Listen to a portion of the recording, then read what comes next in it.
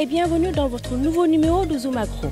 Aujourd'hui, nous sommes dans une exploitation d'aloe vera, ici à Saint-Udara, initiée par une jeune entrepreneur du nom de Fatou Sarr qui est à la tête de Tahar Aloe. Tahar Aloe est une société de production et de transformation de l'aloe vera en produits cosmétiques et en compléments alimentaires. Maintenant, nous allons vous présenter la fondatrice de cette entreprise, Fatou Sarr.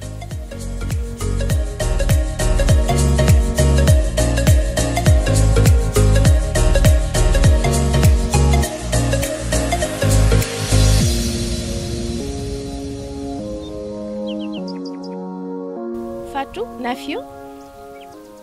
Alors Fatou, nous aimerions savoir comment arrives-tu à bien cultiver l'aloe vera, c'est-à-dire quel est ton itinéraire technique de production?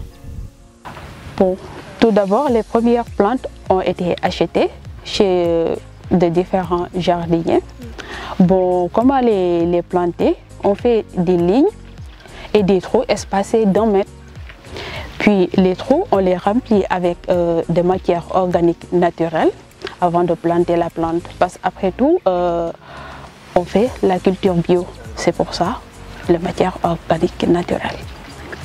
Alors Fatou, quand on parle d'agriculture, surtout en tant qu'une jeune entrepreneur, on a tendance à faire appel aux ONG ou à demander l'appui du ministère de l'Agriculture.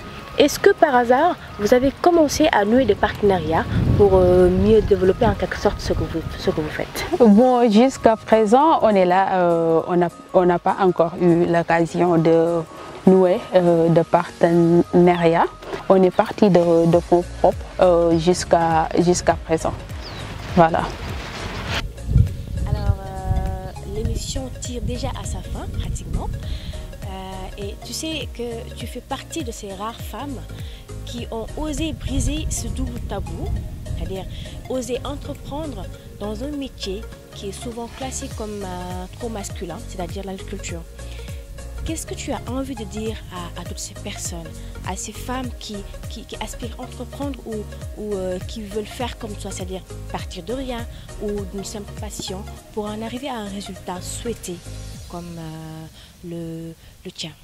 Je leur dirais d'abord d'avoir la volonté d'y croire, de croire à ce qu'elles veulent faire d'abord et de croire aussi en eux-mêmes et de ne pas faire de discrimination entre un travail masculin et féminin. C'est pas que pour moi, de mon point de vue personnel, je dis que l'agriculture c'est ouvert à tout le monde, que tu sois homme ou femme. Ça suffit tout simplement d'avoir la volonté et d'aimer, d'avoir la passion de le faire. Moi je suis là, j'ai été animée tout simplement par une passion.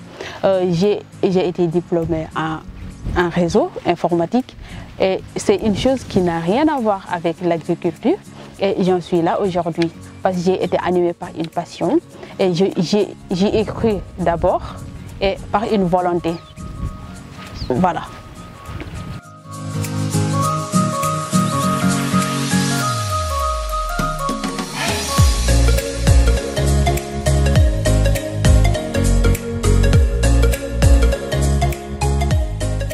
Comme vous venez de le voir, beaucoup de jeunes entrepreneurs sont très dynamiques et se lancent déjà dans des activités un peu complexes comme l'agriculture. C'est le cas de Fatou Sarr. Ce qui est très impressionnant derrière son projet, c'est qu'il y a une cause, une motivation. Le fait de vouloir changer le quotidien de beaucoup de femmes qui ont tendance à utiliser des produits néfastes, c'est-à-dire qui peuvent nuire à leur santé. Cependant, l'aloe vera est une plante méconnue et dont l'utilisation est mal faite au Sénégal. Raison pour laquelle nous invitons notre consultant Souleymane Agne à nous parler un peu plus d'une manière purement technique et scientifique comment cultiver l'aloe vera. Merci Moyo pour la présentation, merci Fatou pour l'inspiration.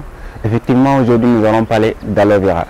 Son nom latin, l'aloe barbate ou l'aloe barbadensis ou aloe féroce, c'est une plante qui renferme plus de 300 espèces. Mais aujourd'hui, la variété qui nous concerne le plus, c'est l'aloe vera. Et c'est là pour les raisons que nous connaissons tous. La plante renferme plusieurs vertus. Il faut retenir deux choses. L'aloe vera peut avoir deux finalités. On peut l'utiliser non seulement pour plantes d'ornement, donc pour non seulement décorer nos jardins, notre intérieur, etc.